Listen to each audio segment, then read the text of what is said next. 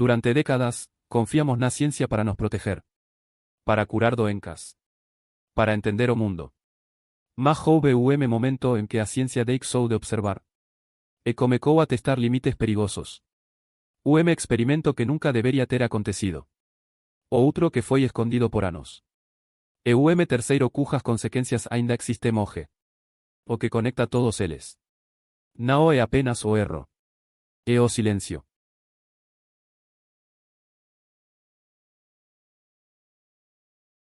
Antes de continuar, suscríbete al canal.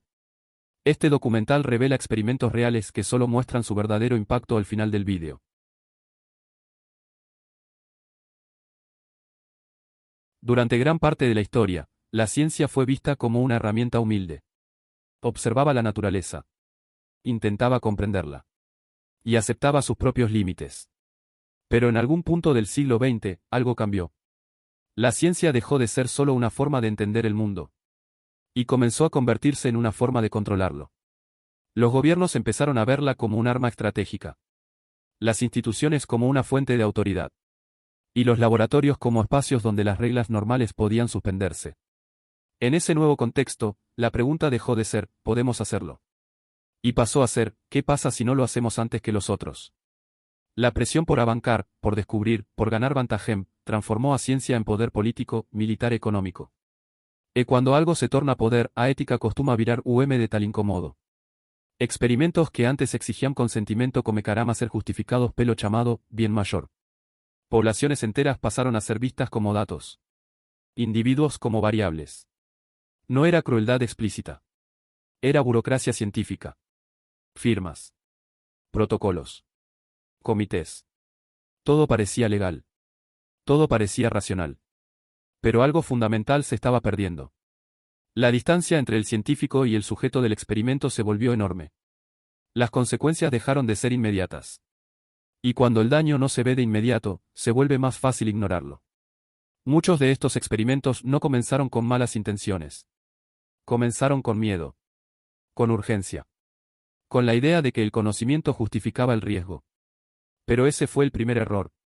Porque una vez que la ciencia cruza la línea entre observar y usar personas como medios, ya no es solo ciencia. Es poder sin rostro. Y lo más inquietante es que, en ese momento, nadie creyó estar haciendo algo malo. El experimento no comenzó con máquinas ni con fórmulas complejas. Comenzó con una decisión administrativa. Un documento. Una firma. Una justificación aparentemente razonable. En ese momento, nadie habló de víctimas. Se habló de muestras. De poblaciones de estudio. De observación pasiva. La idea era simple y peligrosa. Si no intervenimos directamente, entonces no estamos haciendo daño. Así nacieron algunos de los experimentos más controversiales de la historia. Estudios en los que personas reales fueron observadas mientras enfermaban, sufrían o eran expuestas a condiciones extremas, sin saberlo. No se les explicó el riesgo. No se les pidió consentimiento. No se les ofreció una alternativa. Porque informarles habría contaminado los resultados. En muchos casos, los participantes pertenecían a grupos vulnerables. Comunidades pobres, minorías, poblaciones aisladas o personas sin acceso a información ni poder para cuestionar a la autoridad científica. Desde el punto de vista del laboratorio, todo estaba bajo control. Desde el punto de vista humano, no lo estaba. Lo más inquietante es que estos experimentos no eran clandestinos. Ocurrían a plena luz del día. Financiados por instituciones respetadas. Supervisados por profesionales con títulos, reputación y prestigio. La lógica era fría. Si el conocimiento obtenido puede salvar miles de vidas en el futuro, entonces el sufrimiento presente es un costo aceptable. Pero esa lógica tiene un problema grave. Reduce a las personas a medios. Y cuando una persona deja de ser un fin en sí misma, la línea ética desaparece por completo. Durante años, los datos se recopilaron. Los informes se escribieron. Las conclusiones se archivaron. Y mientras tanto, los sujetos del experimento siguieron viviendo. Sin saber que su vida entera había sido convertida en un estudio. Durante años, el experimento avanzó sin interferencias externas. Los datos se acumulaban. Las observaciones se repetían. Los informes preliminares confirmaban patrones inquietantes. Pero cuando llegó el momento de analizar los resultados con honestidad, algo cambió. Los números no contaban la historia que se esperaba. Los efectos secundarios eran demasiado graves. Las consecuencias humanas, demasiado visibles. Lo que debía convertirse en un avance científico empezó a parecer un error monumental. En ese punto, la ciencia se enfrentó a una decisión crucial. Publicar los resultados completos. O controlar la narrativa. Y eligió lo segundo. Los informes comenzaron a fragmentarse. Algunos datos desaparecieron de las conclusiones finales. Otros fueron clasificados como estadísticamente irrelevantes. Y ciertos resultados simplemente no se mencionaron. No fue una conspiración cinematográfica. Fue algo mucho más común y peligroso. La autocensura institucional. Publicar esos datos habría significado admitir fallos. Habría implicado reconocer que personas reales habían sido dañadas innecesariamente. Y, sobre todo, habría puesto en riesgo reputaciones, financiamientos y carreras enteras. Así que se optó por el silencio técnico. Los artículos científicos se redactaron con un lenguaje ambiguo. Las palabras riesgo, daño o sufrimiento fueron reemplazadas por términos neutros. Los sujetos del experimento dejaron de ser personas y pasaron a ser casos atípicos. Mientras tanto, fuera de los laboratorios, las consecuencias continuaban. Personas enfermas sin explicación. Comunidades con secuelas persistentes. Familias que nunca entendieron por qué algo había salido mal. Pero como los resultados oficiales no reflejaban el daño real. No hubo alertas. No hubo correcciones. No hubo freno. Y aquí ocurre uno de los momentos más inquietantes de esta historia. Los mismos datos que demostraban el peligro del experimento fueron utilizados para justificar su continuidad. La lógica era perversa pero eficaz. Si ya hemos llegado tan lejos, detenernos ahora sería desperdiciar todo lo aprendido. Así, el experimento no solo no se detuvo. Se replicó. En otros lugares. Con otros grupos. Bajo otros nombres. Lo que empezó como un estudio puntual se transformó en un modelo. Y el error dejó de ser accidental. Se volvió sistemático. Durante mucho tiempo, el daño pudo ser ignorado porque no era inmediato. No explotaba. No dejaba ruinas visibles. No aparecía en titulares. Pero con el paso de los años, algo empezó a volverse imposible de ocultar. Los efectos no desaparecieron. Se acumularon. Personas que habían participado en el experimento comenzaron a mostrar síntomas persistentes. Problemas de salud que no encajaban con diagnósticos comunes. Trastornos físicos y psicológicos que no podían explicarse como coincidencia. Al principio, cada caso fue tratado como un evento aislado. Una anomalía. Una mala suerte individual.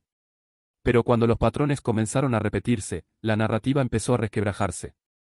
Comunidades enteras compartían las mismas secuelas. Familias completas presentaban síntomas similares. Y lo más alarmante, los efectos no se limitaban a una sola generación. Hijos que nunca participaron en el experimento mostraban consecuencias indirectas. Nietos cargaban problemas que nadie podía explicar con certeza. En ese punto, el daño ya no era teórico. Era biológico. Social. Histórico. Los investigadores lo sabían. Las instituciones lo sabían. Pero reconocerlo implicaba algo mucho más grave que admitir un error científico. Implicaba aceptar responsabilidad. Y la responsabilidad tenía un costo enorme. Significaba indemnizaciones. Juicios. Pérdida de credibilidad. Y, sobre todo, el derrumbe de la idea de que todo había sido hecho por el bien de la humanidad. Así que el enfoque cambió. En lugar de detener el daño, se intentó normalizarlo. Los efectos fueron descritos como raros pero esperables. Las consecuencias como difíciles de atribuir directamente. El lenguaje volvió a funcionar como escudo. Mientras tanto, las personas afectadas seguían viviendo con cuerpos y mentes alteradas, sin explicaciones claras y sin reconocimiento oficial. Aquí es donde el experimento cruzó un punto sin retorno. Ya no se trataba de aprender algo nuevo. Se trataba de convivir con un daño que no podía deshacerse. El conocimiento obtenido no podía borrar el sufrimiento causado. Y ninguna publicación científica podía devolver lo que se había perdido. Pero aún así, el silencio continuó. Hasta que alguien, años después, encontró algo que no debía existir. Cuando los primeros indicios del daño se volvieron imposibles de ignorar, el experimento ya había cruzado una frontera peligrosa. Pero lo que ocurrió después fue aún más inquietante que el experimento en sí. No hubo una reunión de emergencia. No hubo una confesión pública. No hubo un freno inmediato. Lo que hubo fue silencio. Un silencio cuidadosamente construido. Las instituciones involucradas comenzaron a reaccionar no como centros de investigación, sino como estructuras de poder. La prioridad dejó de ser entender el daño. Pasó a ser contenerlo. Archivos completos fueron reclasificados. Documentos pasaron de estar disponibles a convertirse en material sensible. Algunos informes simplemente desaparecieron de los registros públicos. No fue una destrucción abierta. Fue algo más eficaz. Se fragmentó la información. Cada departamento tenía solo una parte de la historia. Cada investigador veía apenas su sección. Nadie tenía el panorama completo. Y cuando nadie ve el todo, nadie se siente responsable. Las publicaciones científicas siguieron apareciendo, pero con omisiones estratégicas. Las conclusiones eran vagas. Las advertencias, suavizadas. Los efectos secundarios, relegados a notas de pie de página. El lenguaje técnico funcionó como una cortina de humo. Mientras tanto, las personas afectadas comenzaron a hacer preguntas. ¿Por qué estaban enfermas? ¿Por qué los síntomas se repetían? ¿Por qué nadie ofrecía respuestas claras? Las respuestas oficiales eran siempre las mismas. No hay evidencia concluyente. No se puede establecer una relación directa. Se requieren más estudios. El tiempo se convirtió en una herramienta. Cuanto más pasaba, más difícil era reconstruir lo ocurrido. Testigos envejecían. Registros se perdían. Memorias se debilitaban. Y entonces ocurrió algo aún más grave. Algunos investigadores que intentaron denunciar lo sucedido fueron desacreditados. Sus trabajos fueron cuestionados. Sus carreras, estancadas. No se les dijo que estaban equivocados. Se les hizo sentir que estaban solos. Así funciona el silencio institucional. No prohíbe hablar. Hace que hablar tenga consecuencias. Durante años, el relato oficial se mantuvo intacto. El experimento pasó a ser una nota marginal en la historia científica. Un episodio incómodo que nadie tenía interés en revisar. Pero el silencio nunca es perfecto. Siempre deja grietas. Y fue en una de esas grietas donde apareció algo que no debía existir. Un archivo olvidado. Un informe interno. Una correspondencia que nunca fue pensada para salir a la luz. Ese descubrimiento no solo confirmaba el daño. Confirmaba que se sabía. Y que se eligió callar. Durante años, el silencio funcionó porque no había pruebas visibles. Sospechas, sí. Rumores, también. Pero nada concreto que pudiera romper la versión oficial. Hasta que alguien encontró lo que nunca debía haber sobrevivido. No fue un gran anuncio ni una filtración espectacular. Fue algo mucho más discreto. Un archivo mal catalogado. Una caja olvidada en un depósito institucional. Un conjunto de documentos que no aparecían en ningún índice público. Al principio, parecían simples informes técnicos. Tablas. Notas internas. Correspondencia administrativa. Pero a medida que se leían con atención, el rompecabezas empezó a encajar. Ahí estaban los datos completos. Las observaciones omitidas. Las advertencias que nunca llegaron a publicarse. Y, lo más grave, las discusiones internas reconociendo el daño. En esos documentos no había duda ni ambigüedad. Los investigadores hablaban con claridad. Sabían que el experimento estaba causando consecuencias severas. Sabían que los efectos no eran temporales. Sabían que continuar implicaba riesgos inaceptables. Pero aún así, decidieron seguir. Las razones aparecían escritas sin dramatismo, casi con frialdad. Presión institucional. Financiamiento comprometido. Riesgos políticos. Miedo a la reacción pública. No fue ignorancia. Fue cálculo. Cuando esos archivos comenzaron a circular fuera del entorno cerrado que los protegía, la historia cambió de forma irreversible. Periodistas especializados empezaron a hacer preguntas incómodas. Académicos independientes revisaron los datos originales. Antiguos participantes del experimento reconocieron su propia historia en los informes. Por primera vez, el daño dejó de ser una abstracción científica y se convirtió en un relato humano documentado. Las instituciones reaccionaron tarde. Al principio negaron la autenticidad. Luego minimizaron el alcance. Finalmente, aceptaron partes, pero nunca el todo. Comunicados oficiales hablaron de errores del pasado. De decisiones tomadas en otro contexto. De estándares éticos que hoy ya no se aplicarían. Pero los documentos decían algo distinto. Mostraban que incluso para la época, alguien había levantado la mano. alguien había advertido. Y había sido ignorado. Ese descubrimiento no solo reabrió el caso. Reescribió la historia. Ya no se trataba de un experimento mal diseñado. Se trataba de una cadena de decisiones conscientes que priorizaron el prestigio, el poder y la continuidad institucional por encima de las personas. El pasado, que había sido cuidadosamente archivado, regresó con pruebas en la mano. Y esta vez, ya no podía ser silenciado tan fácilmente. Cuando la verdad finalmente salió a la luz, muchos pensaron que la historia había llegado a su fin. Que el escándalo, las revelaciones y las disculpas tardías cerrarían ese capítulo oscuro de la ciencia. Pero la pregunta más importante nunca fue qué ocurrió. Fue otra. ¿Podría volver a pasar? Porque el problema central de este experimento no fue solo el daño causado, sino las condiciones que lo hicieron posible. Y esas condiciones no desaparecieron. Hoy, la ciencia avanza más rápido que nunca. Los experimentos son más complejos. Los datos más abundantes. Las tecnologías más poderosas. Pero la presión sigue siendo la misma. Presión por publicar primero.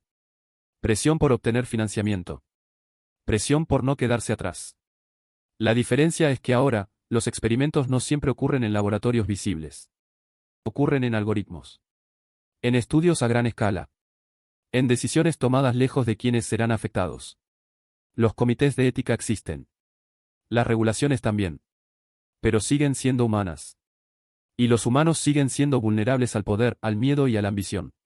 La historia demuestra que los mayores abusos no comienzan con malas intenciones, sino con pequeñas excepciones justificadas. Solo esta vez. Es por el bien común. No habrá consecuencias.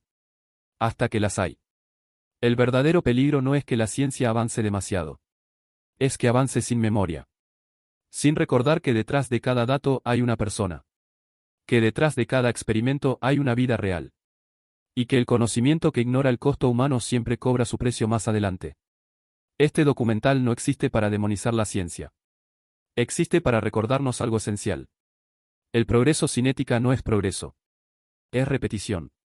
Y si olvidamos lo que ocurrió cuando la ciencia cruzó el límite, no será porque no lo supimos, sino porque decidimos no mirarlo de frente. Si este documental te hizo reflexionar, si te obligó a cuestionar lo que damos por sentado, suscríbete al canal. Aquí exploramos las historias que no siempre aparecen en los libros, pero que siguen influyendo en el mundo en el que vivimos. Porque algunas lecciones solo sirven si nos atrevemos a recordarlas.